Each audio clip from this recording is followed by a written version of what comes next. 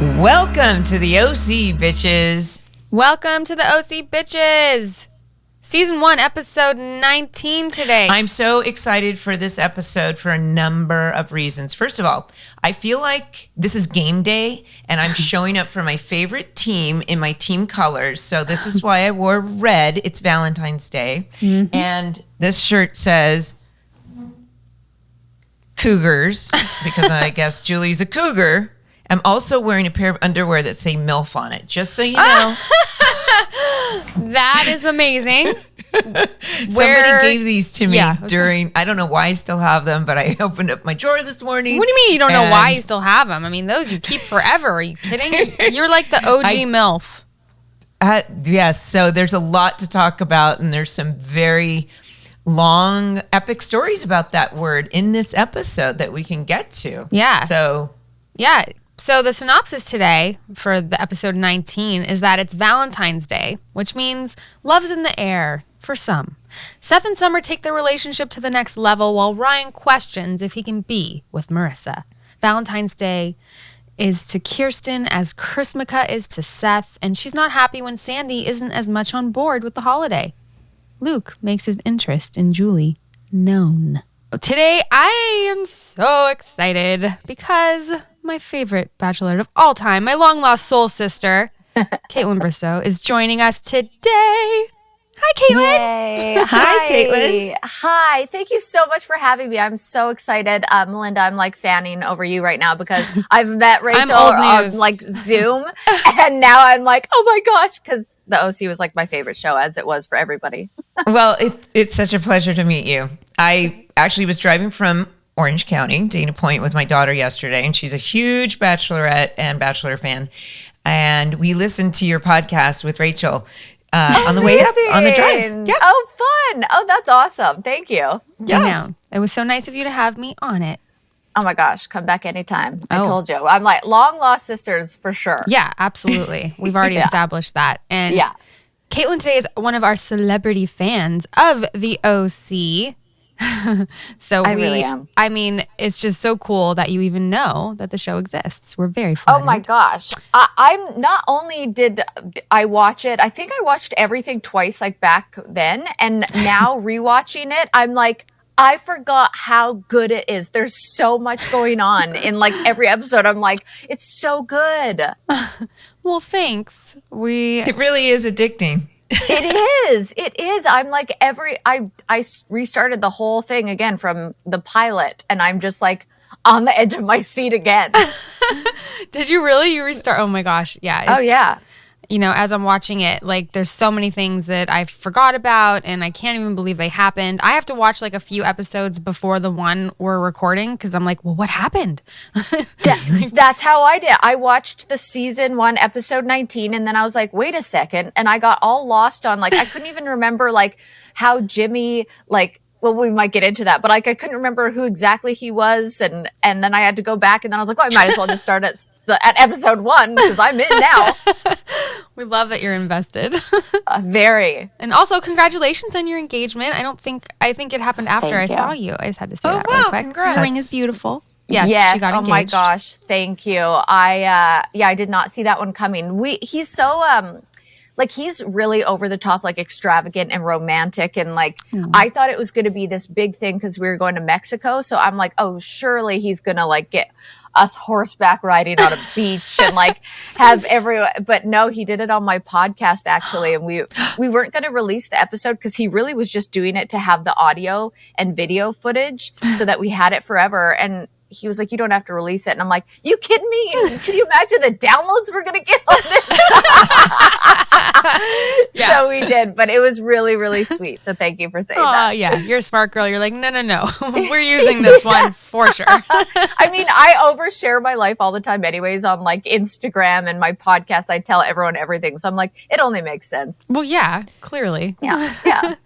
Is that the secret to a successful podcast, to overshare? I think we're still so new in this, Rachel, that I think we need to just reveal a lot more secrets, right? That's people love the BTS. What you guys are doing is so smart because, I mean, who didn't love the show? And if nobody watched it, they could start now and still be like, wow, this show is incredible. And then they get to know all the BTS and like juicy secrets and certain things that went on behind the scenes.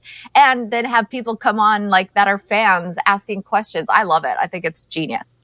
Well, thank you. Yeah. Well, I wanted to ask you really quick though. So I have been obsessed with Dancing with the Stars, which started in 2002. It's been around for years. And I was just telling Rachel that I was offered Dancing with the Stars, I think maybe like the second or third season of the OC. Yeah. And I was like, how do I balance this show and do that? Because it's a huge time commitment, isn't it? Oh my gosh. I don't know how, like I luckily could take that chunk of time off and like fully immerse myself in that experience, which I don't know how other people did it. Like Nelly was, like he's like blowing up again. He's having like his moment again with music and other actors and stuff. I was like, wait, how are you guys doing this? Some people would have to go in the middle of the night to rehearse, or other people would have to come to their house just to get it done because they were so busy. It's like 7 hours a day I'd be in the studio 7 days a week. You don't get a day off. Yeah. Wow. Crazy. No, that seems like a lot. And then I recently found out, that your partner and Misha's partner came on in season 4 to help me choreograph a Julie dance at a club where Kaitlyn catches her, and it was very dirty dancing. So tell him I said hi and thanks. I watched that with him because we were talking about it one day. Like, I think I was actually talking about how much I love the show. And he was like, not saying anything, but one of his friends were like, Artem was on it. And I was like, what? And so they pulled up the clip and I watched it and Artem was like, oh my God, like I was so like into it. And he was like dirty dancing and it was amazing. It was so funny to see him in that role with you, dirty dancing it up. Fun. We'll have to have him on when we get to season 4, but because I grew up dancing, my mom was a ballerina and I loved dancing. I had a friend who was a professional ballroom dancer and we would just do it for fun. So when you have a great leader, it's so much fun. And I remember really enjoying that scene. Yeah. I used to write these scenes that were just so much fun for me. You would have been so good on Dancing with the Stars. I was reading that about you because my mom was a professional ballerina when I was growing up too. And I loved dancing. And I feel like it was one of the hardest things I ever did, but also just like for somebody who loves to dance, it's just, I think that's easier for people to do than people who are just there for like, a paycheck or something, which I get, I respect. But if you're like love dancing and you have this history, I feel like it's so cool to be a part of that show. You definitely need to have Artem on. Yeah. Oh my gosh, you have to be so brave. I'd get stage fright, I think. Come on. I always get mind blown by people who are actors and they get stage fright or like, it's so funny because you guys are just all like so natural on camera when you're acting. Is it more like because you have to be a character it's easier, and is it harder to be yourself in front of everybody? Is that what it is? That's probably accurate, I would say, because I'm the same way. Like, no attention. Really? I'm like, I can never have a wedding because I don't want people looking at me. Like, when I walk down an aisle, that's always been my mentality. Funny. Yeah, oh my gosh! So I choreographed a dance for my wedding and forgot the steps. So yeah, I'm an actor, but for some reason, dancing in front of people, and I grew up dancing, doing dance recitals and such. But for some reason, as you get older, it's a little bit more. Yeah. Well, and Kaitlyn's dedication paid off because she won the mirror ball. Amazing. Hello. I did. It's probably like my biggest accomplishment, I feel like, just because of the amount of work that I put into that. I was like, thank God I had nothing. Like, that was like the perfect chunk of time. It was also during the pandemic and COVID. So I had time off. So it was so cool to be able to really just focus on that and then win it, because I was like, wow, I've never worked for something so hard in my life. And I have to admit to you, I wasn't watching the whole show, but I would every week, I had it recorded, so I would just watch your routine. That's amazing. I was so excited for you, and I was like, Kaitlyn's going to win this thing. Like, there's no chance she doesn't. Gosh. And I would just watch your routines.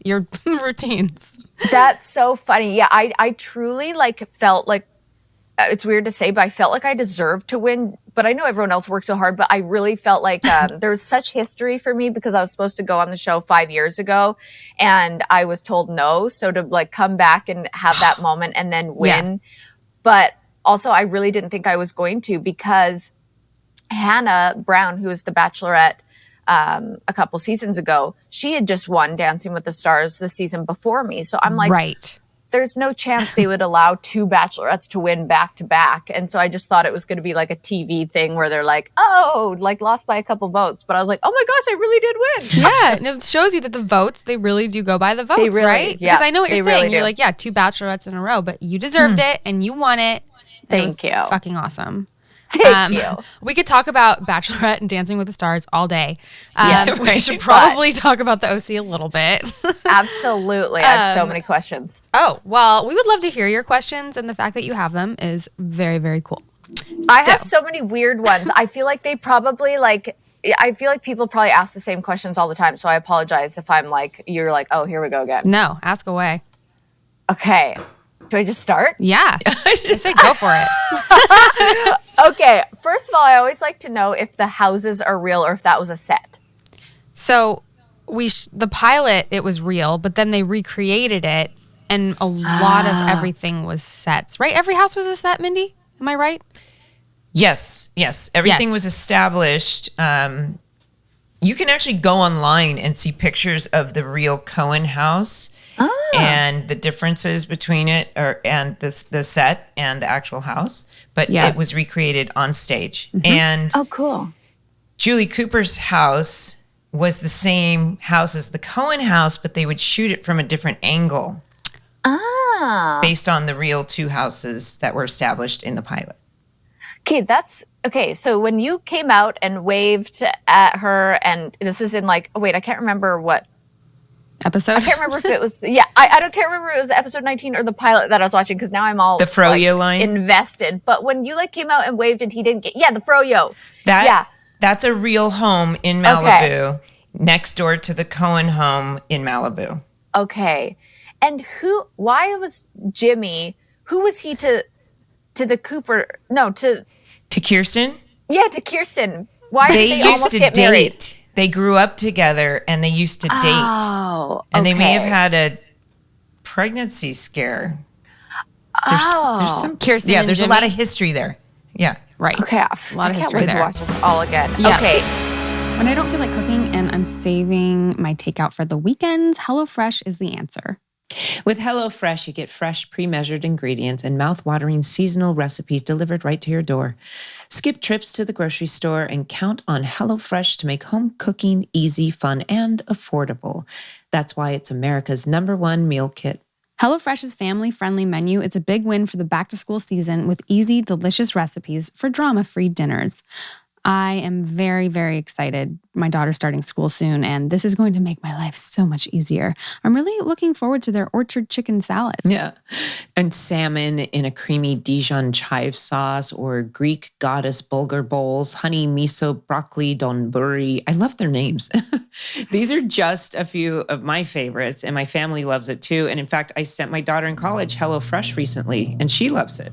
And can you believe it's almost fall? Something to look forward to for this season are recipes like pumpkin cinnamon rolls and Friendsgiving ready sides, as well as fresh, high-quality ingredients that travel from the farm to your front door in less than a week.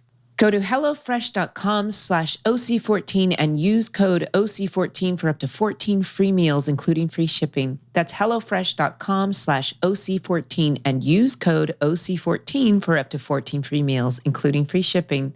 HelloFresh, America's #1 meal kit. Let's talk shoes. One of my favorite items to shop for, and one of my new favorite pairs, comes from Rothy's. What makes Rothy's so good? Their unique seamless design is insanely comfortable the moment you put them on. I mean, I'm always on my feet, running after my kid, cooking for my kid, everything for my kid, I'm on my feet. And these shoes make my life so much easier. They are so comfortable. And yes, I'll admit, I have ultra sensitive feet as they've gotten a little bit wider. And Rothy's really work for me. I never thought that I'd be able to wear cute ballet flats ever again, but with Rothy's, I can. Start summer off on the right foot with comfortable bestsellers like flats, loafers, and sneakers from Rothy's. With sandals in an array of colors to shoes made for exploring, their newest styles have you covered. Plus, their spacious washable bags are perfect for summer getaways. And their shoes are not just for women. Rothy's newly launched men's shoes are intentionally designed with an artisanal level of detail and created with nearly zero waste. They're durable, washable, and better for the planet. Plus, rigorous testing during R&D results in a perfect fit wash after wash. Step up your summer wardrobe with washable, sustainable, stylish shoes and bags from Rothy's. Head to rothys.com/OC to find your new warm weather favorites today. That's ROTHYS.com/OC. Rachel, I have to tell you, because my mom used to get so mad at me because I loved the saying ass face after you said that. And it was so funny that that's the episode I got to watch back, because I was like, oh my gosh, so many things stand out in this episode. I always used to call people an ass face after that. And my mom gets so mad at me. Like, she could probably still say to this day that that was my favorite thing to call people when I was like, it's a good name. I mean, it should be used more often. It really just drives it home, you know? Like, it sorry, really, Mom. like, yeah, sorry, Mom, but sorry, ass Mama face Bristowe. is so good.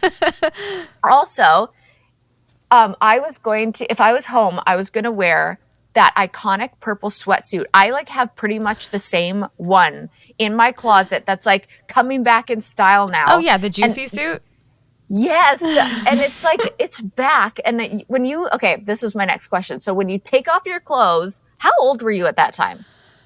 The season 1, I was 21. Okay. Probably. Yeah. 21 or 22. Do you guys have like little nip covers or like? You know what's funny is the scene where Seth and Summer have sex and it's like the shot above looking down.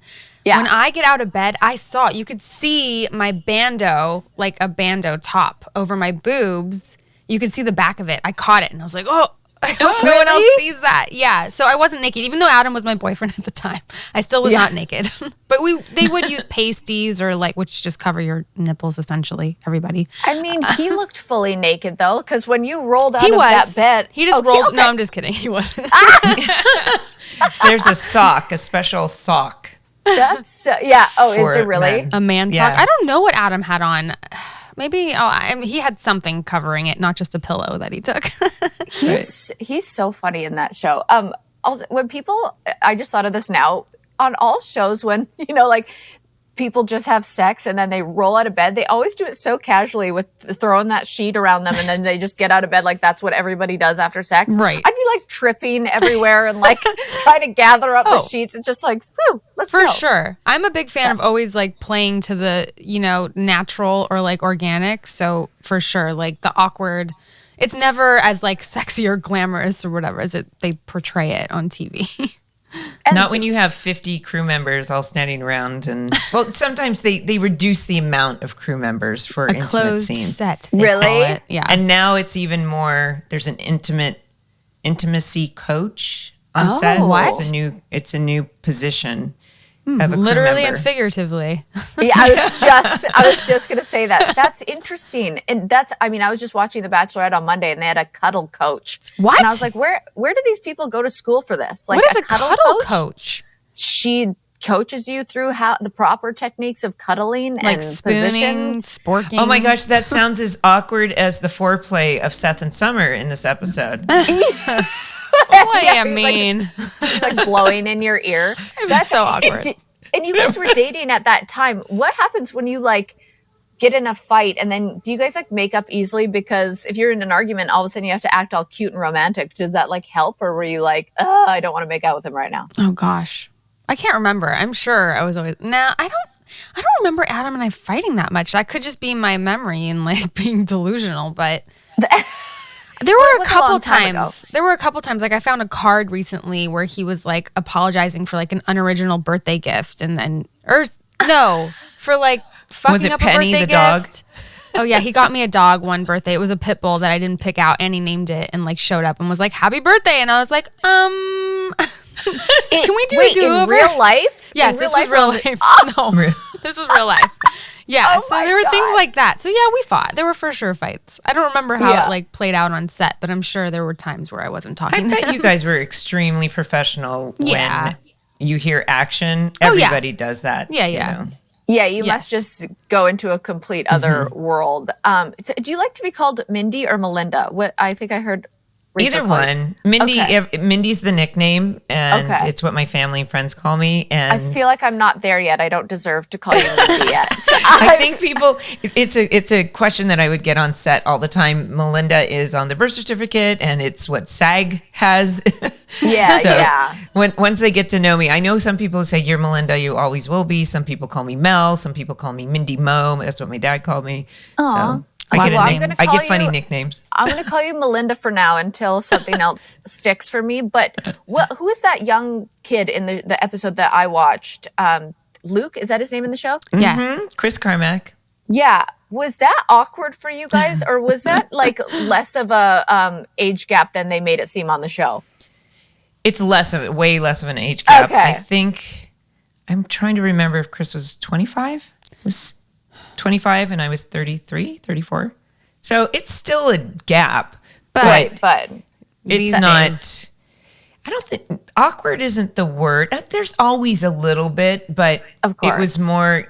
It's more that you're excited about the storyline, and we get Oh, to I do like this that. together. I think there's something when we choose to be actors, thespians. What it's to believe is brave. It's a brave things that most people would think are awkward. It really isn't. I mean, I guess it can be. I don't know. I think it probably is for people who don't understand acting. Like for people who have never been in that position or done acting, it's the same way as like for the Bachelorette, like dating 30 men and making out with a bunch of guys night one is really weird to other people, but to us, they're like, well, we're trying to find a husband. Like that's normal. So it's probably for you. You have a way different mentality of like, I love that you said you're excited about the storyline because I like that you guys get excited about that stuff because it shows coming through the screen. Like it feels absolutely. real. Yeah. But you make a really good point. Making out with that many men for how many months, or it could be is it just a month or a couple months? It's a couple months. That's really Fun. like, how do you do that? And then if you find your guy and he's dated all these people, you've got to be a really thick skin and yeah. not be one of those jealous. You probably haven't made it to the end if you're a super jealous person anyway, right? But Well, to Well, not Caitlin's like, I think that's why a lot of relationships don't work in the Bachelor world is because watching that back, you think you're the only one, and then you watch it back and you're like, wait a Oh. sec, there were others. So yeah, it's all just the unique worlds we're living in. And acting to me, I just always like bow down to actors because I think it's so I always wish I could act. There's no chance in hell I could. I bet you And- could. You're so natural. Oh, you honestly, you're always like Maybe- yourself and you're super comfortable just like being yourself, especially in front of the camera. I bet you could do it. Well, maybe if they had a role that I could just be myself, I would be good at it. But if I had to be someone else, because you're so different from Summer, is there, like, Melinda, was your character true to who you kind of were, or is that a complete different person from you in real life? well, we finally got confirmation from my daughter CG on an episode. She joined us, and she said, "Nope, you're not like that." And then she went, "Well, you have your moments." Really? I think when you see the goofy, fun Julie as the show progresses, Yes. I inserted a lot of my humor into that. So the misguided, I'm a very flawed human being, just like everybody on Right. the planet. Right. But hopefully my priorities aren't what Julie's are, which is essentially money and power and appearance and, perceptions and all that. So she amplifies, she is the original housewife. We've said that many times. So she would Totally. do really well on the Housewives.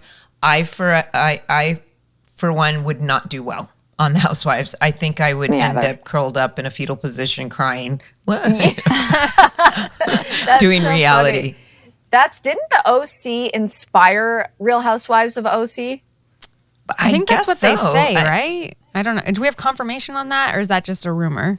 Yeah, you cannot confirm or deny. Yeah. But I heard that. And I also heard that Chad Michael Murray was supposed to be in the OC, but he did One Tree Hill. Do we know what role he would have played, or is that a rumor? He was, Is I that true? think he was offered or he was up for the Ryan role, and he picked One Tree Hill. I think it was before Ben was even in the mix. Oh, wow. I guess, did Patrick Rush, our casting director, must have said that, right? Anyway, what was his last name? Our casting director, Patrick Rush. Do you know I can't him? remember. I was reading. No, I was just reading a couple rumors that I wanted to ask, and I don't remember who said it. Anymore. Rumors are always fun. Wait, there was another rumor. This isn't anything juicy, but I love that they said that the line "Welcome to the OC, bitch" wasn't even supposed to be in there. I don't know if we're both like. I'm like telling you guys rumors about the show. Yeah, I'm gonna ask Josh Schwartz, the creator. That's who said it. That's who said it. Oh, well then that would be an accurate. That would be true if Josh said that. I think he said it was kind of a last minute addition. It wasn't like but in it the may first not script. have been in the original script. Oh, okay. I got all excited when he said it when I watched yesterday because I was like, "That's the podcast." I know, our namesake. I got emotional. I'm not even kidding. I was like laughing. I was crying. I was like, "Oh my god!" I was like, love Sandy so much, and Ryan is so mysterious, and Seth is so funny. He is funny. Were you like more of a Ryan or a Seth? Okay, so I was always more Ryan growing up, but now I'm way more Seth because I'm like, his humor is so funny. And you said on my podcast that that's the probably like closest person to like what they're like on screen and to real life. Because I was like, who's the most like their character? Yeah, I would say, Adam Brody, he's such a funny guy. A lot of the music and everything else was really his influence. He's a lot cooler in real life than Seth. Like he's an avid surfer, but yeah, wouldn't you say, Mindy? Would you say that's probably accurate? I believe so. I think, well, Adam a lot better than I do. I think Ben is way funnier in real life. I know Kelly said that he wasn't funny, but he's very funny. Is he? Okay, I was wondering that because, gosh, he's so serious. And it's like anytime he's about to crack a smile, I'm like, come on. Because he would crack a lot. Oh, okay. Yeah. I was going to ask if he's so serious in real life. I mean, do you guys all still keep in touch or is it like so far gone now? I mean, you guys obviously do. Yeah, we obviously do. Yeah. Recently because of this, we've been reconnecting with people and, and it feels like no time has gone by, especially when they come on here and we're talking to them, which is so cool to know that we established that foundation back then where we all really were a family. So it's been fun. I was texting with Ben recently and he's just the best and awesome and everyone so cool. is. Yes. Yeah.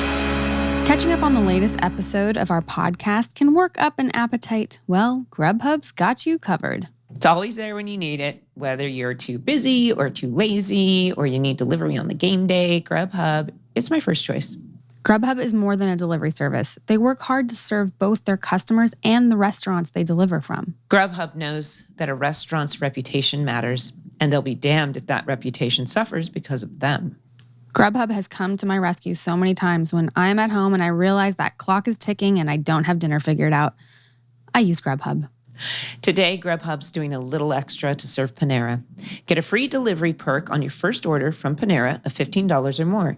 Order through the Grubhub app or online. Grubhub. We serve restaurants. I have a lot of workout clothing, but Vuori is different. It's a new perspective on performance apparel. Perfect if you're sick and tired of traditional old workout gear. Oh yeah, for me, if I even have time to make it to, let's say, Pilates, and I can stay in these clothes all day, makes my life so much easier, and I'm so comfortable, and I feel like it looks really cute. I mean, they literally are the softest joggers on the planet. I wear them to work out, to travel, and simply every day. And I also love their sports bras and the leggings. They're so well made and super cute. Their clothing is designed to look great for everyday life, not just when you're working out. Head to the Vuori website and you'll be able to find everything you need from sports bras to leggings to hair accessories. They've got clothing for women and men. I'm thinking about ordering my husband their core shorts, which will work for any and every activity he does. Vuori is an investment in your happiness. For our listeners, they are offering 20% off your first purchase. Get yourself some of the most comfortable and versatile clothing on the planet at vuori.com/OC. That's VUORI clothing.com/OC. Not only will you receive 20% off your first purchase, but enjoy free shipping on any U.S. orders over $75 and free returns. That's VUORI clothing.com/OC. Not only will you receive 20% off your first purchase, but enjoy free shipping on any U.S. orders over $75 and free returns. Go to Vuori.com/OC and discover the versatility of Vuori clothing. How often were you filming? Like every day, all day, certain months of the year? Because you probably become so close with everybody. Yeah. Very quickly, it's magnified. It's usually about a 9-month shoot, but because we did 27 episodes, we may have gone to 10 months. Or more. Wow. And it's a lot of time every together. Episode is, And it's like every mood, every time of day, you know what I mean? So it's like immediate, like, oh, here we are. Like you get to see me rolling in at 5 a.m., no makeup, like no coffee yet. Just, you just see everybody. Your true, authentic self. Exactly. Yeah. You come with that right away. And so you get close really quick. You spend a lot of time together, a lot of long hours. You do very intimate scenes, and you rehearse together, and while they're lighting, you hang out. Oh, Rachel, remember when we used to watch Project Runway? Every chance that we got when we were shooting at the Roberts house? I don't remember that, but I believe it. Well, you're going to remember it by the time we get to that episode. Oh. So. Did you guys both watch... while it was airing? I did. Yeah. You did. We did. Like they had like some screeners for us. So, they would like screen it so we would all watch it. I think you said at lunch they did that. I remember that. I don't know if I've seen every episode, but we watched it a bit.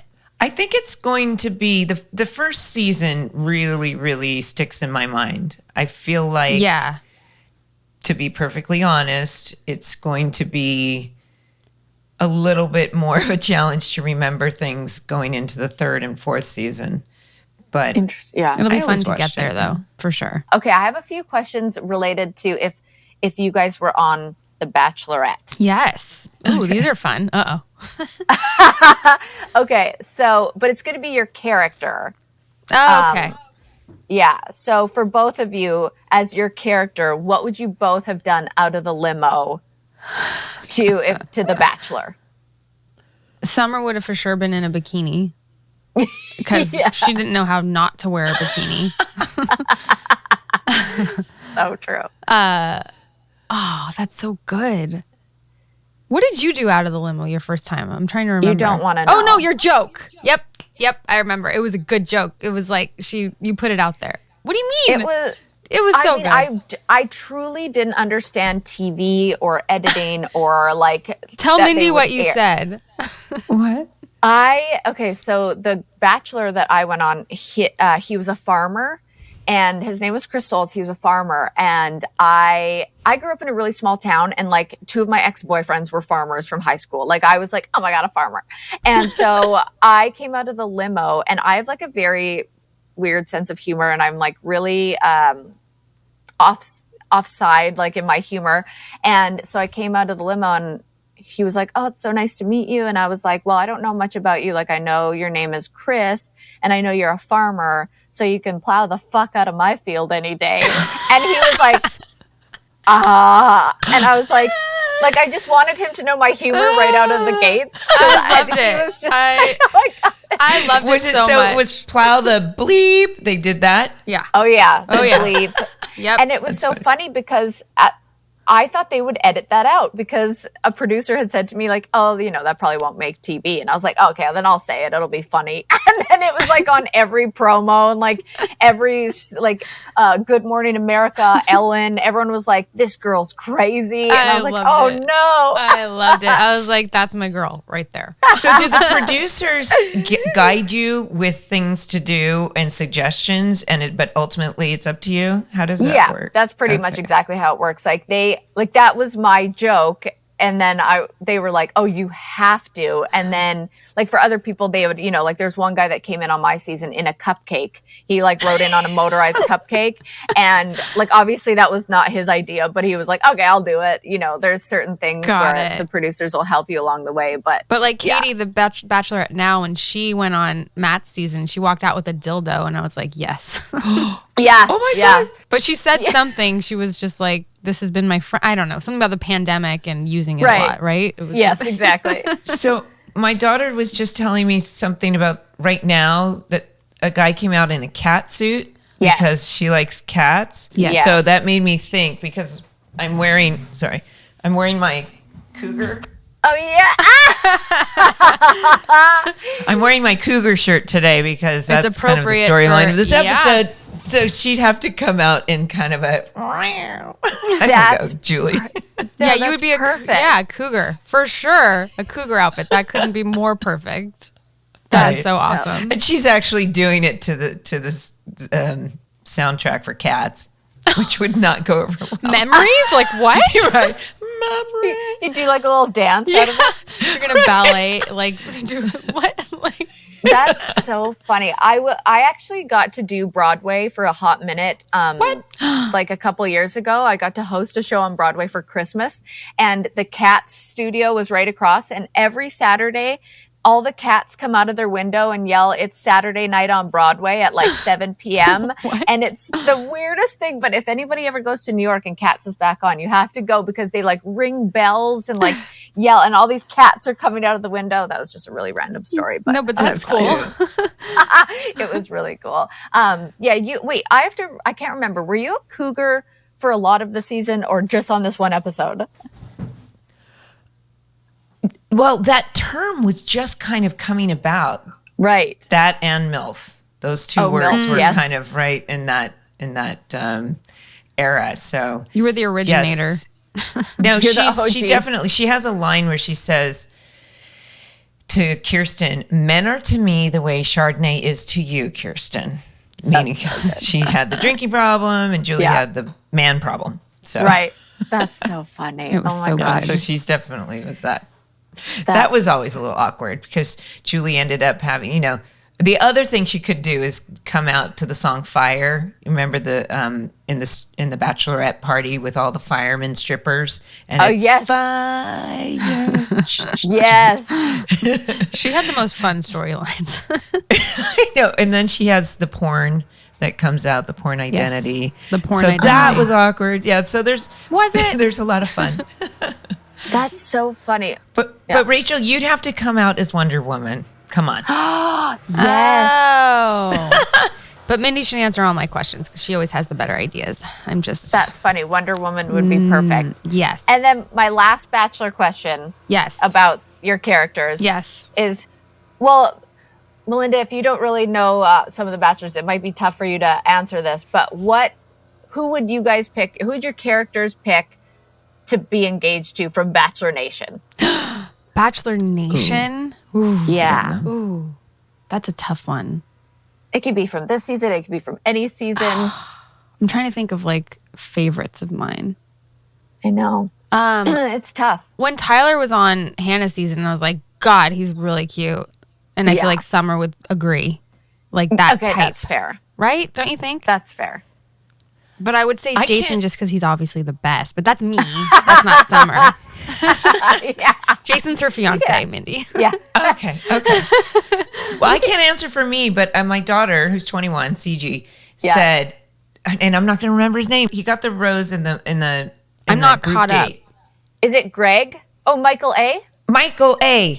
If he doesn't, she said she'll marry him. She's she's ready. If he doesn't, he's the one from Ohio. Yes, and he is truly the sweetest person I think I've ever met in my life. Which one is he? Which one is Michael A? He's the one who they had like their first date where they were like looking at the stars, and he's a widow. He lost his wife, and he has a son. Oh, that story, I was like, oh, my heart. I can't. He's got such a great personality. So much fun to be around. He lost his wife with a 2-year-old kid. Oh, yeah. I can't. And he's been through so much, and he's got such a positive attitude. And we actually just filmed the Men Tell All. That's why I'm in LA in a hotel right now. And I cried.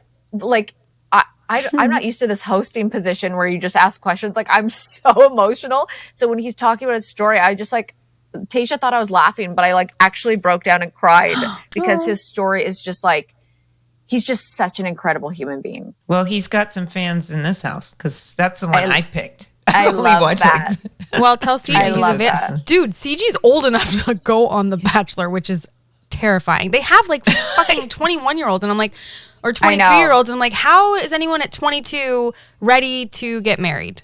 They're not. They're not ready for the overnight like fame that comes with it, and it's because shooting is one thing, and then the show airs, and boy, do your DMs light up. Oh, right? Oh yeah. I mean, so much love, so much hate. It's very interesting. Yeah. That's actually last question because I could go all day. But when you're out in public while that show was airing, did people get like mad at you for your characters or like love you for I figured because they feel like they know you. You know how that is. You know, you're on their TVs like every week and they're watching you and they feel like they can say anything, but us, they think we're our characters. You're you. So they, you know what I mean? But for sure. I mean, Mindy, wouldn't you agree? I think you guys got it a lot more than I did. I don't know. Julie was definitely disliked. But I don't remember for some reason. I don't know. Sometimes when you shoot in LA and live in LA, it's kind of like people don't care. Or at least it's when you go outside of LA, I think. I just remember Sammy from Days of Our Lives saying that people would like yell at her on the streets and like get so mad at her. Now that's a different kind of dip. Back in the day, I did Days of Our Lives, and it was being soap famous is very interesting. That's a whole other, like, it's Tom Cruise and soap opera fame because you're in the living room 5 days a week. So people would definitely say things. They're very invested in the soap opera world. Yes. Oh yes, as they are in the Bachelor world. That's true. It's kind of like a soap opera. Yeah. I mean, very much so. Kaitlyn, we could keep you all day, obviously. And I know we promised you only a half hour and we've taken 45 minutes of your time. But that's okay. I could talk to you both all day. Will you come back on and do like an actual full episode sometime? Well, yeah. Please? Yeah, because I'm going to continue to watch and now I'm fully in it again. So I would love to come back on. I'm just so grateful that you brought me on for this one. Thank you so much. Yeah. So appreciate it. Gosh. It's been so fun. Thank you guys. And I would love to see you at some. We have to, keep blossoming this long lost soul friendship. So yeah, I know. I'm like, this pandemic was just about to like be free, and now I'm like, we have to go back into the Bachelorette bubble. We're hosting the next season, Woo-hoo! So I'm like, congratulations! Back into the Bachelor bubble. Yeah. Yes. Wait, the next season? Thank you. Are you going to do the Bachelor? Or are you doing just all? They're doing back-to-back Bachelorette, so Michelle is going to be the next Bachelorette. That's right. And you guys are starting that soon. That's fun. Yeah, exciting. Is it fun? Yeah, we're starting filming. It is for us. I mean, it's really hard for the Bachelorette, but it's fun for us. Good. I'm happy you're having fun. I can't wait to watch. Well, thank you so much. Yeah, thank you guys. This episode has it all. And not only is it a fan favorite, I got to tell you, it's almost been after 6 episodes with Oliver being frustrated, yelling at the screen. All of a sudden, it's like he's gone. It's a breath of fresh air. Thank God. It's one of Josh's best scripts. Yeah, Josh Schwartz wrote this episode. It was directed by Lev L. Spiro. Yes, it's Valentine's Day. And like I said, we don't have Oliver, the aftermath of Oliver. I thought it was going to hang a little bit more heavily. And it seems like Sandy and Ryan are the only ones that are really feeling the weight, whereas everyone's trying to go back to normal. And obviously that's a good thing for television, but to move on quickly.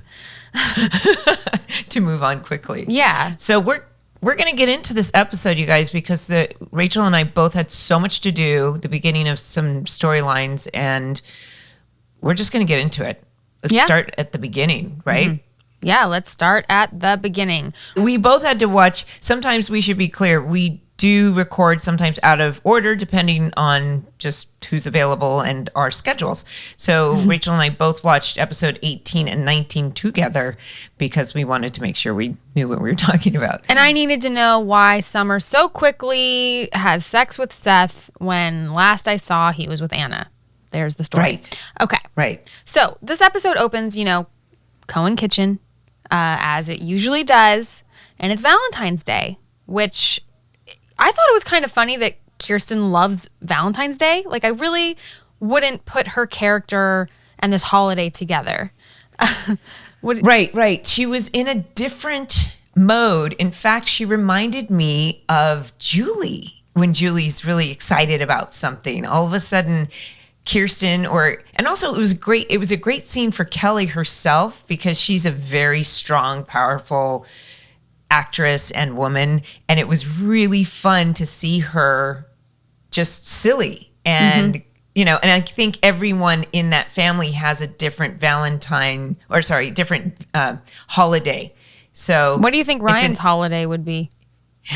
That's where it becomes about what are we? Are we team Sandy here, or are we all team Kirsten? Like, it's romantics versus cynics in this episode between them, right? Yes. I myself, what are you? I'm definitely team Kirsten.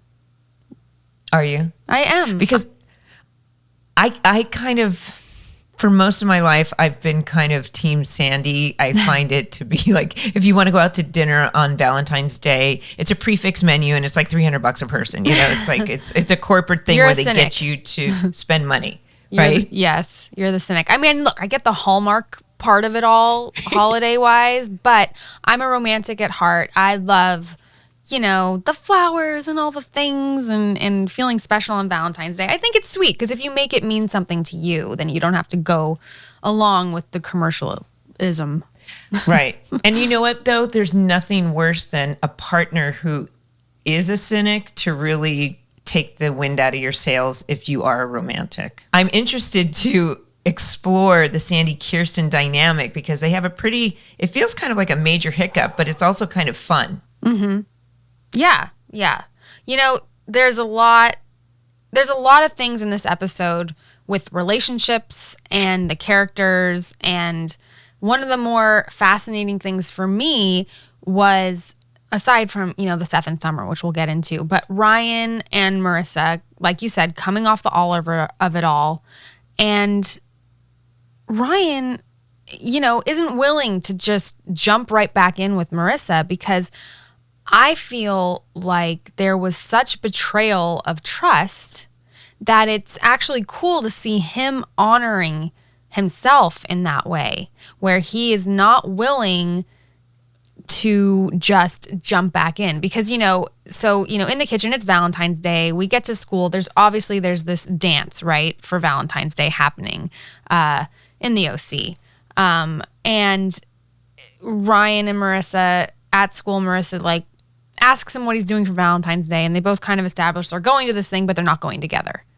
And I was like, oh, okay, respect. I respect that.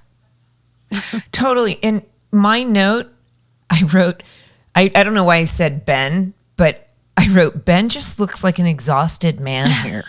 Right? It's obviously more Ryan. He's been going and going and going. Not only did Marissa not believe him and not trust him, every single person around him didn't trust him, but he still was the good guy. Except for Luke, right? Luke was the only one that came. And they're teenagers. It's hard enough for healthy adults to navigate something epic like this happening, and all of a sudden it's just right back to normal, or Marissa wants it back to normal, or everybody wants it back to normal. Right. Even Kirsten says that. Right. It's hard. And so I think in that moment when he sees Marissa, he probably doesn't know what's going to happen, and the feelings are just not there. Right. And my thought was just give him some space, give him some time. Honestly, and I know we've said Marissa just acted you wanted to just like shake her a lot throughout the whole Oliver thing, you know? So I'm just like, I don't blame Ryan at all. So that sets up them for this episode, what kind of transpires. And then, you know, we're still at school. Now, Anna has broken up with Seth, and the first thing Seth does is go to Summer like, hey, I'm single now. Like, now do I get my shot? And I did not blame Summer. You know, her reaction was like, I think her exact quote is, I'm not going to be your sloppy seconds, ass face. And I said, you know what? I would have said the same thing verbatim. Right. You know, like, you can't come to me now that Anna's broken up with you and say, okay, I'm ready. And I don't blame her. And I thought she handled that appropriately. I do too. I wrote language, Summer. And I guess ass face is one of the words we can get away with, which is, you know, that's fine in television. Yeah. But do you remember at all, okay, now the storyline is going for the Seth and Summer. Do you remember feeling excited about the storyline? Oh, for sure. I couldn't wait to see how it would unravel. And I should say that scene in particular, Summer is playing Galaga, which is a classic old arcade stand-up video game. And he comes, and I like how it was all played. And once he like breaks the news, like Summer dies in the game. It's like like it shuts Going off. for high score here, Seth. Yeah. And you know, so that's how the scene was set up. And I was very excited that Seth and Summer were progressing, myself reading the script, and we were finally going to get to it. But I liked that Summer wasn't like, okay, hey, let's jump on board. Because, right, again, I respect that. You could see her thinking, though, oh, you've broken up? And then she makes the decision, I'm not going to make it that easy. No. You know? No. Because there's a moment where she almost went, right. Okay, great. Of course, she's happy with the news. Right. You know, she's very happy that they aren't together anymore. But she doesn't go for it right away, which I really, really liked. I do too. So today we like Summer, right? Today we like Summer. I don't always like Summer. Today we like Summer. Okay. Well, then we get into Kirsten's office, and probably one of the better, I mean, they're all great, but better Sandy Kirsten scenes. And it just goes downhill with each person trying to get what they want and not giving in. And it just starts this terrible downward spiral to the point where I loved Kelly's delivery here. I don't know, but it's not good. Right? Yeah. Because Kelly, that's why I think that's the way she can be in real life. Like, you don't want to get into an argument with Kelly. Right. But I thought that was, you know, I wrote that even adults act like kids when they don't get their way, because it seems so petty, right? Right. But that never changes ever in life. No, it doesn't. No, it doesn't. But listen, so now we get to see Jimmy we haven't seen him or I guess he wasn't in the last episode, and he's got this box of cookies from the Secret Admirer. But I just want to say, where was Jimmy during the Oliver stuff? Where are Marissa's parents when a gun was held on her? There was... Yeah. I hear you there. Oliver pulls a gun on Marissa. Where are the parents? I mean, it's probably, you know, a bigger thing to be involved in. I think everyone was just like, oh, we're relieved to be done with that. Let's move on and not mention it again. Yeah, let's just pretend that never existed, and we do. But then, okay, so we go to Summer's bedroom in this episode, or Seth goes to Summer's bedroom. And this is the first time we meet Princess Sparkle. And your first bedroom, right? I don't know. I'll take your word for it. The first time we see Summer's bedroom, where she says she's studying naked, and which is a repeat of what Seth says to Sandy, right? No, said it to you when you were coming in. Me. He thinks he's talking to Kirsten. Right. But yeah, so it's the first time that Seth comes to Summer's room, and we meet Princess Sparkle, which is a big deal. The first mention of The Valley. Of The Valley, Summer's favorite TV show. Right. You're right. And Seth comes to Summer's room. She's in her yellow, juicy suit, matching outfit. But I really loved this scene because... So she turns Seth down when he first comes with the news that Anna and him broke up. But he delivers this speech to Summer. And I fell for it too, watching. Like, Oh, me too. I was like, okay, all in. I would have taken your clothes off immediately too, because that was but it was so genuine. And I thought Adam did an awesome job with, this scene. And I really reacted to it as Summer did watching it, because he said it's always been Summer.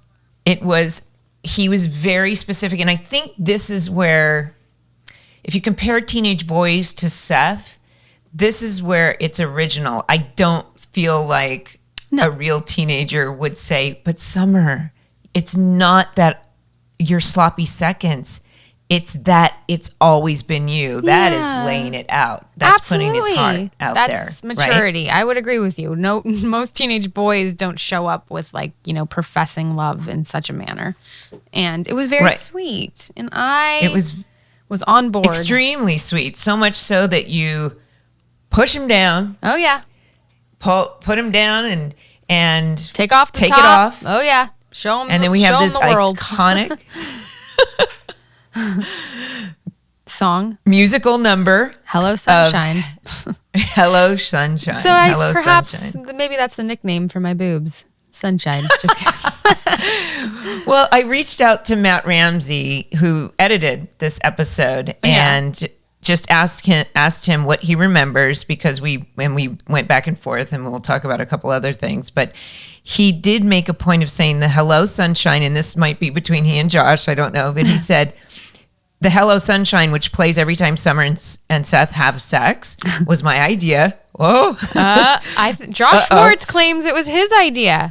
Right. He said in a previous episode, Norman had used the Dandy Warhol song. We used to be friends as a theme, and we thought that was cool, a new way to use songs. So throughout the series, there are episodes where a song plays as a theme for a specific storyline. Well, I wonder, did he mean that the doing it as a theme was his idea, or the song itself? I don't know. He said using Hello Sunshine as their sex theme was my first attempt at it. I hope the use of that song wasn't hope the use of that song in that way wasn't offensive. I was pretty immature back then and was channeling my inner teenage boy. No, I took it as a compliment. My boobs are now called Sunshine, so thank you. I think that Josh probably picked the song, and maybe it was Matt's idea to reuse it. That's what he might be saying. Yeah. We'll say that. But yeah, it was great. It was hilarious. The whole sex scene. I love how true it was to people's first times, which we learned later that it was Summer's first time as well. But that, as a teenager, your first time having sex, it's never going to be amazing. I'm sorry. I think it's important. Yeah. How many kids are like that? Although I think a lot of people, their first time, fake it. Oh my God, that was so great. I don't know that they're automatically. I don't know that I pride myself on being pretty honest, and I have never faked anything. That says a lot about us. It does. Faker. But yeah, it was awkward, and I loved that. I loved that it showed how awkward and how they both were kind of like, let's not ever talk about that again, and let's move on. But then you guys are when you're in the post-sex, post-coital, I think Matt seemed to think that you and Adam came up with you taking the sheet and him covering himself up, which was really funny. Do you remember that? He didn't think it was scripted. But I would say it was a Brody thing, if anything. Okay. That would be my guess. And he takes the pillow to cover himself. Yeah. Yes, it's pretty good. It is pretty good. But, another big thing that happens, which we are going to start to unravel, is when Luke shows up on your doorstep. Hello. And he asks if you're going to the Valentine's Day party. And he also offers you a ride to the party. A ride. Emphasis on ride. Sorry. It's a sexist. How the hell do you say that? What? Like a sex episode is a sex. Oh, sexapode. I don't know. Anyways, yes. So now here we are with this presented, the Luke and Julie. Right. So Mindy, talk to us about that a little bit. How was that for you? Well, this episode, and by the way, this is one of the reasons Rachel and I are doing this on our own, because I remember so much about this episode, and we have so much to do in this episode.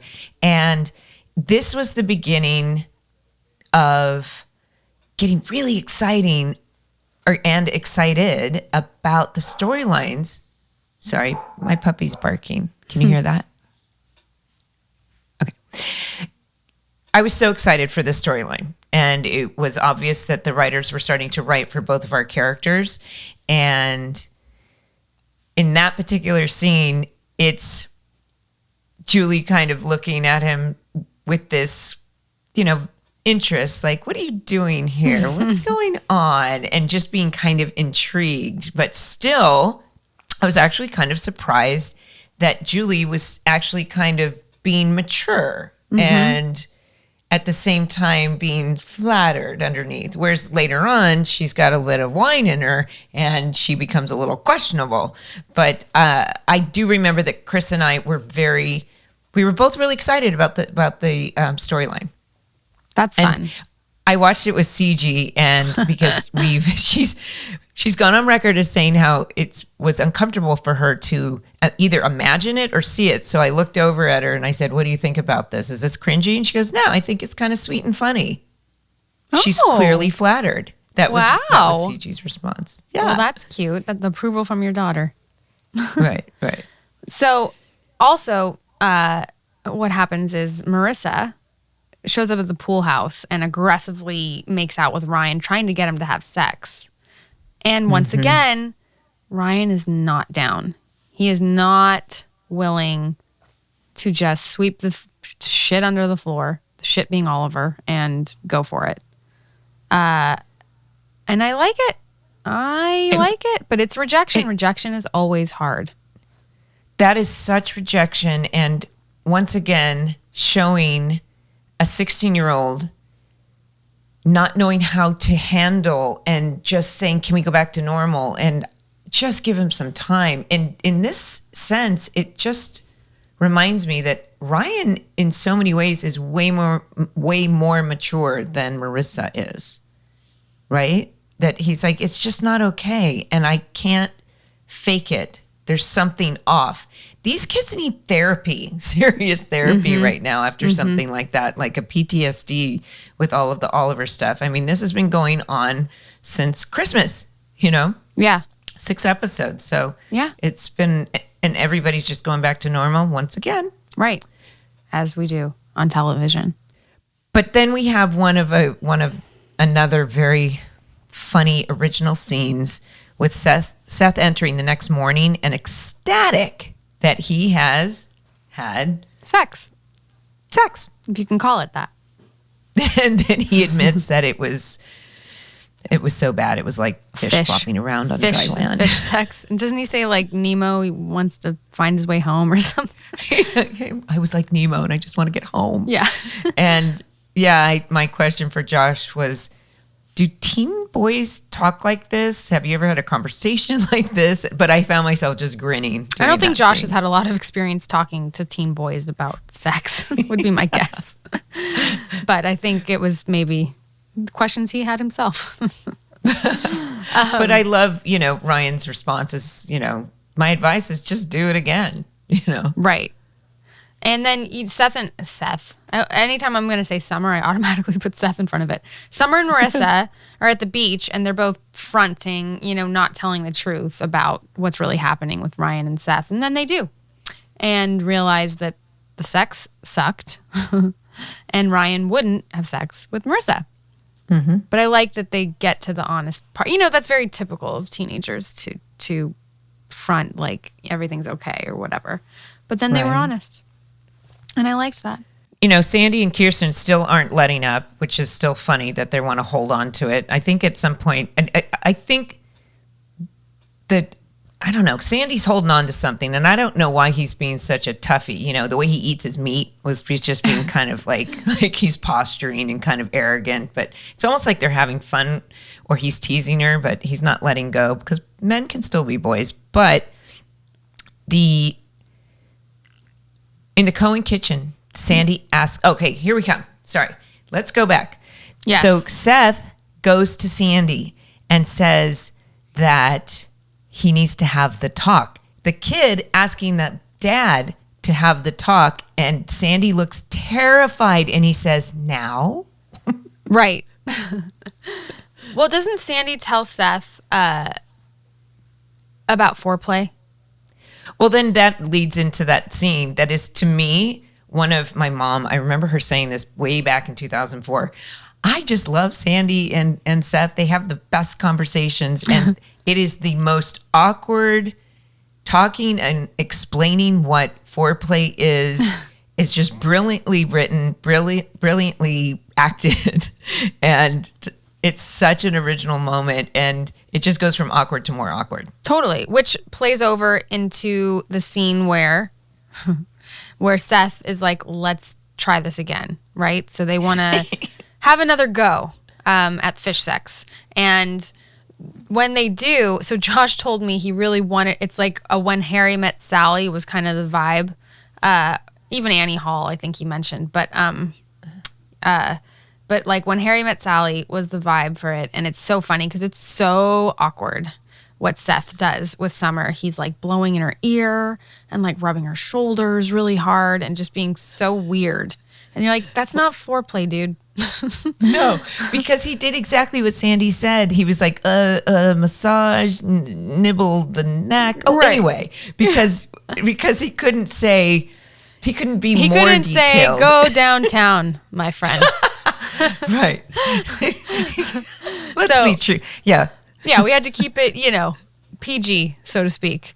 But it's so awful. And once again, they have not a great experience. Right. Hello, sunshine. They come out once again and scene. Whatever you say, Summer. Okay. Yeah, whatever you say, Summer. It's pretty cute, but still they are not getting it. And super awkward. But then, so we have this singles dance that we talked about before. And I remember actually shooting this at a place downtown. It's a really old building that was so beautiful on the inside. Do you remember this place? I have a huge affection for this building. It's a historic art or deco building from the beginning of the 20th century, the Oviatt building, I believe it's called. And many films and TV, I've eaten there and I've shot there for a few different shows. Like there's movies like Bruce Almighty have been there. Okay. In fact, it was started by Bernie Taupin and his wife. Oh. Cicada, the restaurant. Who's that? Who's that? He's the lyricist for Elton John. Oh, wow. Well, that's cool. I just happened to know that little trivia. Well, that's interesting. Yeah, it was a super beautiful old historical building, and I do remember filming it there. And this is where Teresa shows up in this episode, Ryan's ex-girlfriend from Chino. And I have to say, I was happy to see her after everything Marissa just put him through. Right. I was Team Teresa watching this. I was like, you know what? I like it, and I don't blame him for hanging out with her. Right. And then when they're sitting together and Ryan has clearly just told her about the Oliver situation. Yeah. It's the first person that seems to have a voice of reason. And he's going back to the familiar with her. And you can just see how truly hurt he really is by everyone and just not knowing how to process that stuff and move forward.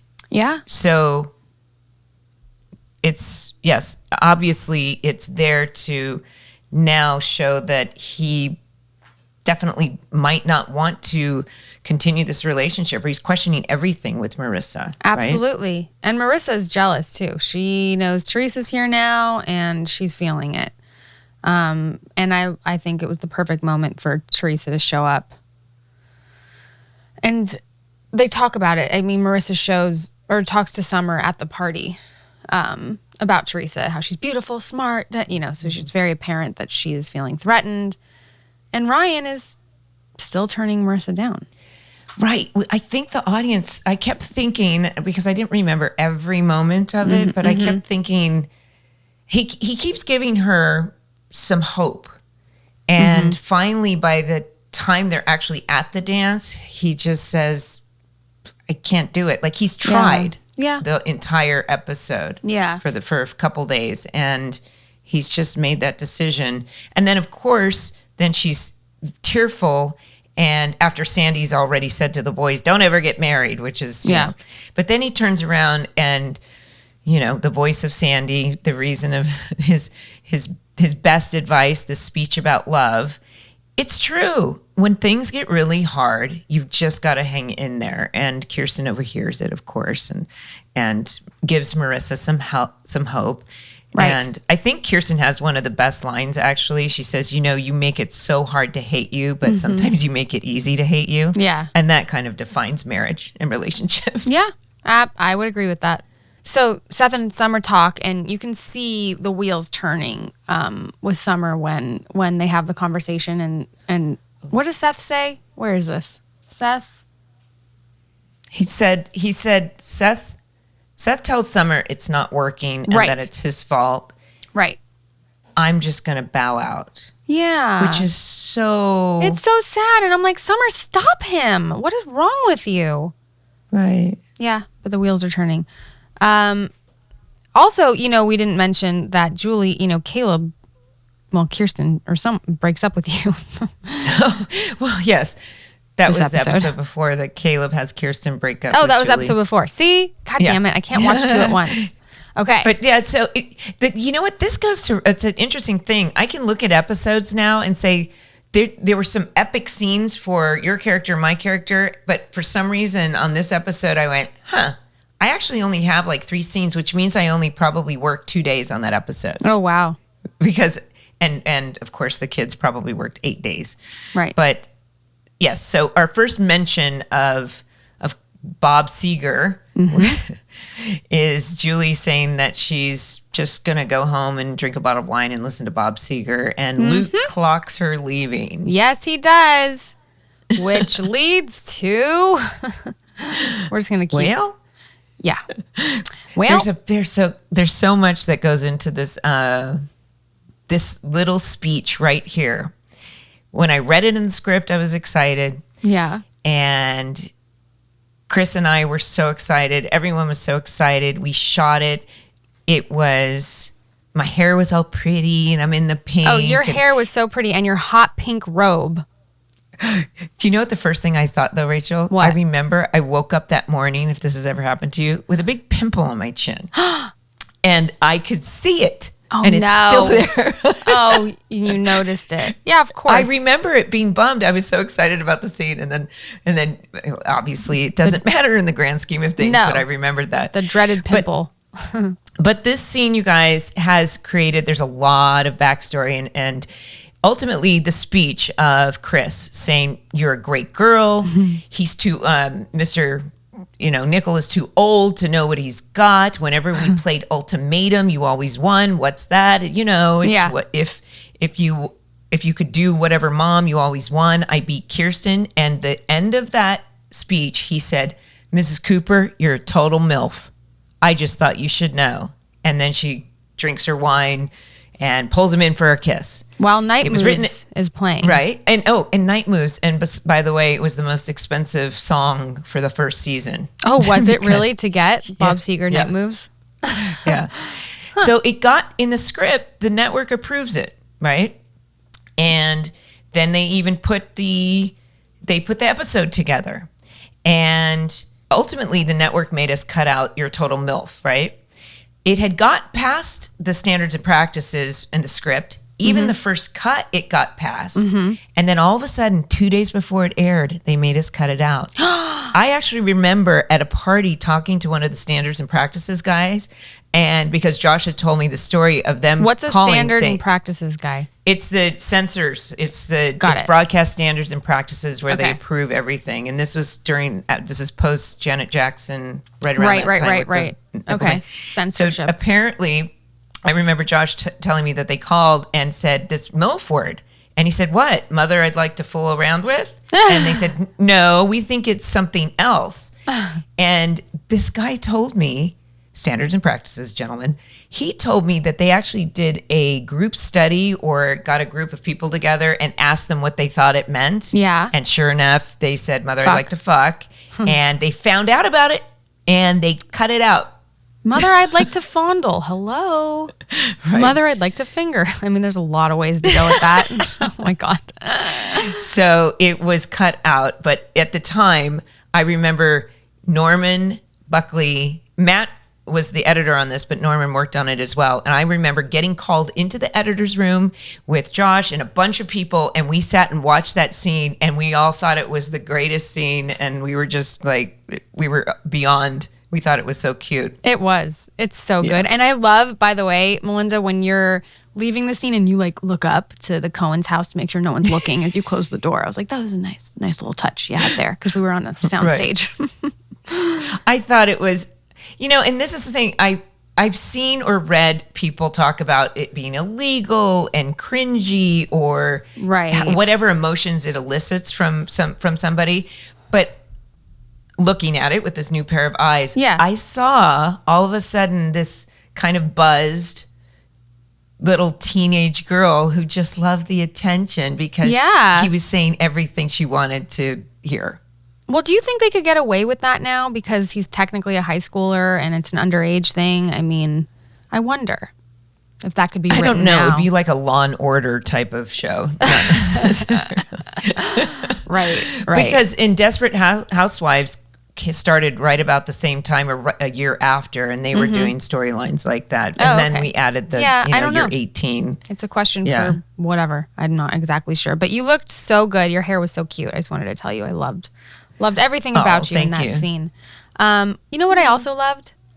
So, you know, Sandy's been against the holiday and everything else, but when they come home, he has the room fully decorated for Valentine's Day, the roses, the candles, the chocolates. And I was like, that a boy, Sandy. I felt so happy and proud, and it was so cute. I just thought, I did a big awe. Yeah, it was moment. A definite awe moment. And I loved that they did that because when it comes down to it, who gives a shit what you think? It's what your wife wants, dude. Like, you know, happy wife, happy life. Am I right? No, and Kelly did such a great job of being so excited. Yeah. Because some people would say, sorry, you're saying sorry to me? I'm not over it. Right. You know? Right. But she went ahead and said, thank you so much. Yeah. So, and then, you know, obviously I love the scene where Summer now shows up to Seth's room to come clean.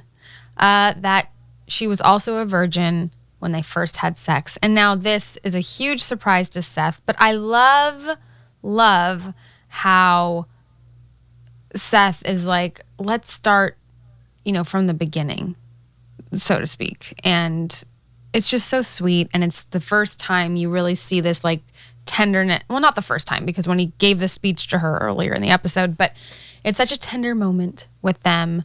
And he plays Ryan Adams' Wonderwall, which is so it was, you know, a big moment and a big song when it happened.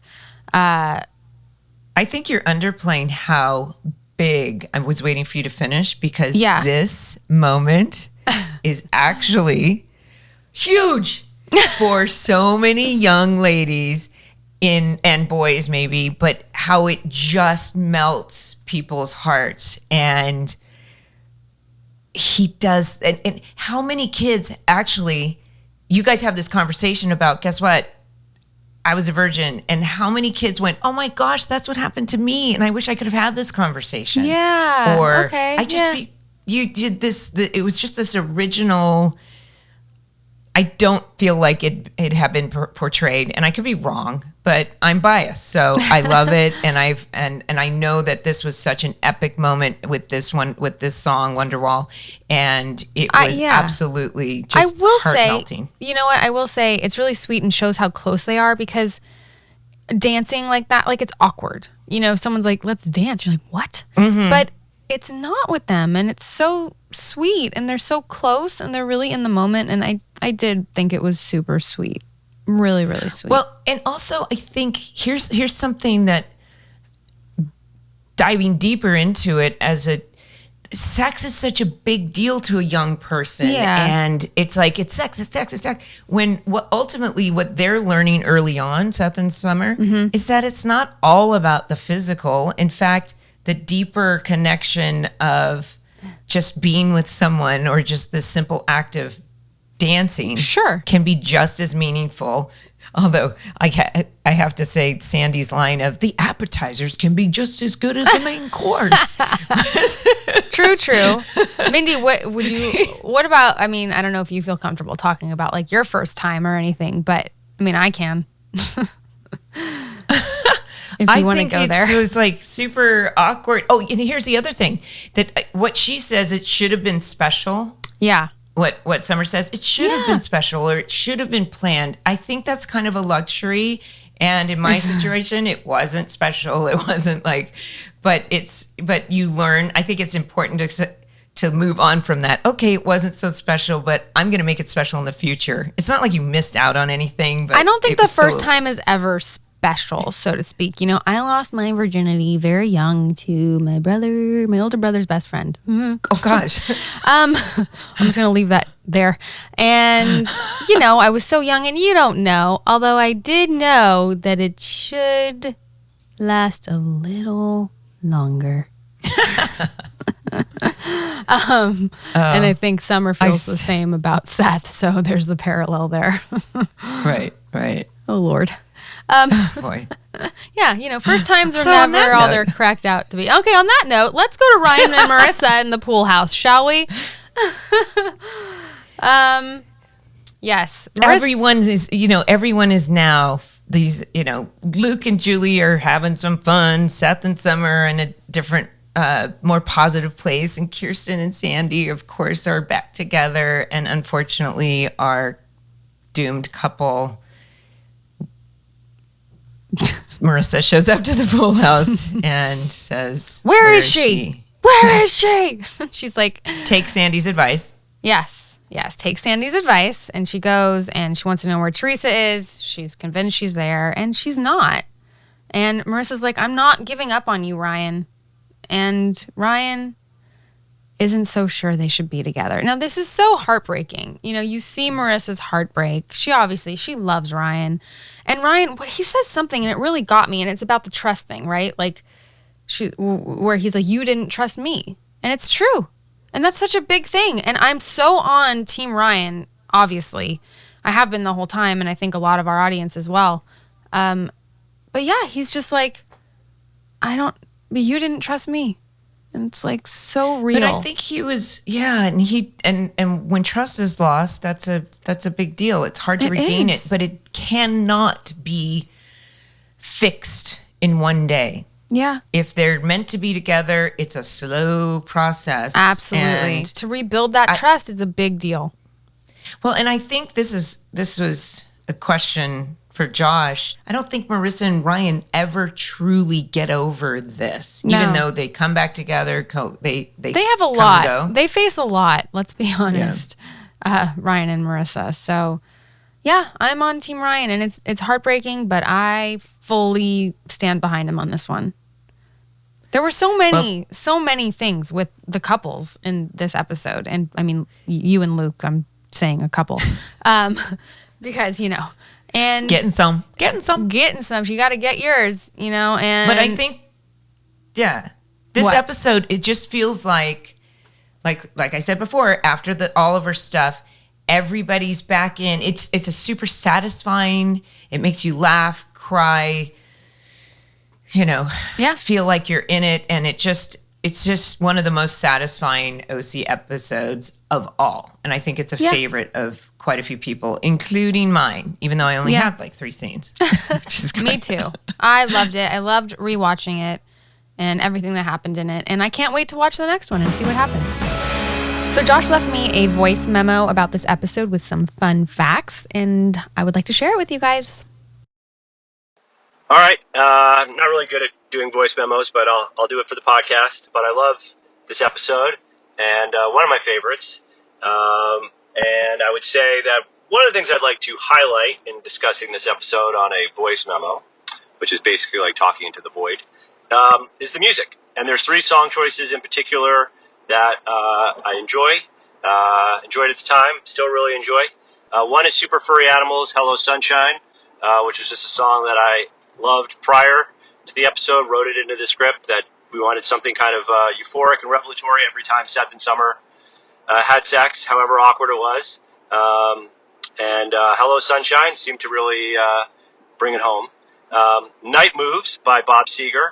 I mean, just Julie Cooper just screams Bob Seger. I don't know what to tell you. And what's a sexier song than Night Moves?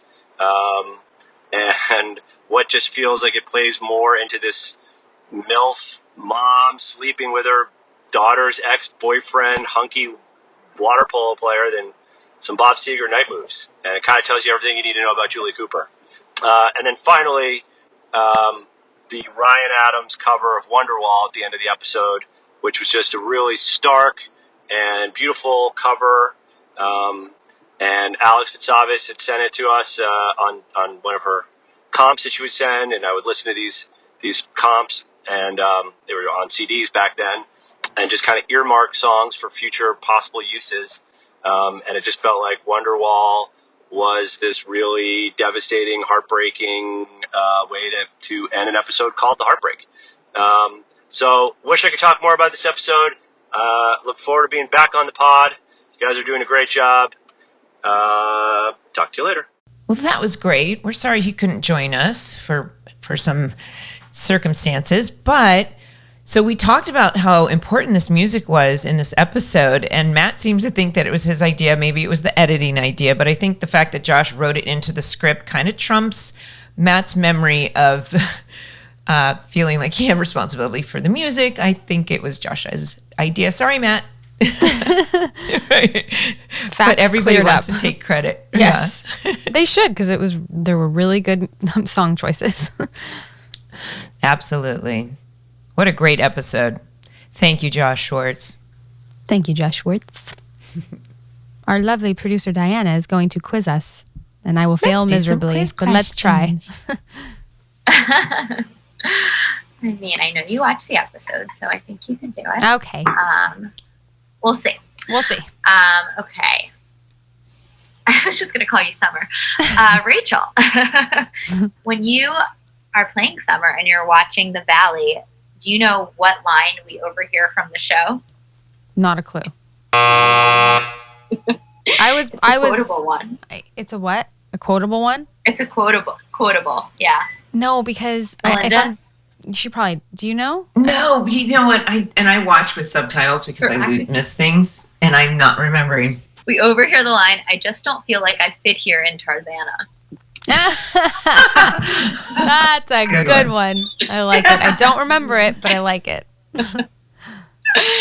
Okay, Melinda. When Seth asks Ryan the first time for sex advice, what quick advice does Ryan give him? To do it again? Yeah. Oh, okay. That's I said that. Well, Mindy wins. Well done. Well done. I got one more for you. One more for you, Rachel. When Sandy and Kirsten get in an argument in this episode, there's two things that Sandy likes to do that he mentions that Kirsten will never do with him. Any idea what they are? They're very, very male activities, not to be sexist. I know he says it. I can't think of them right now. Melinda?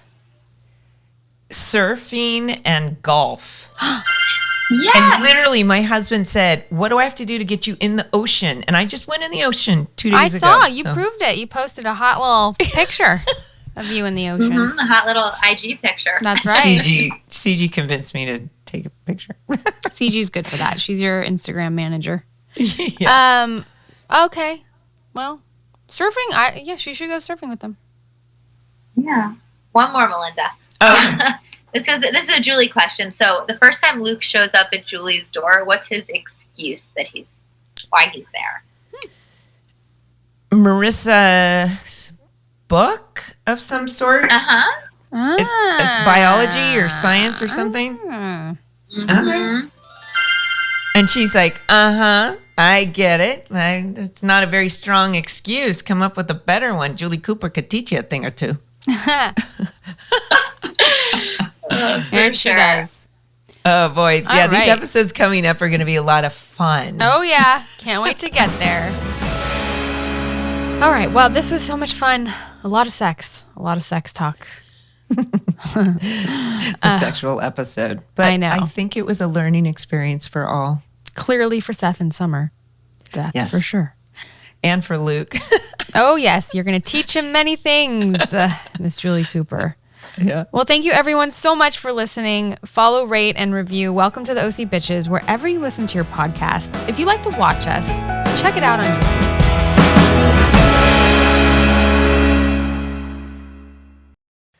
Thanks for watching this video. Be sure to start with the pilot episode and catch all of our episode recaps.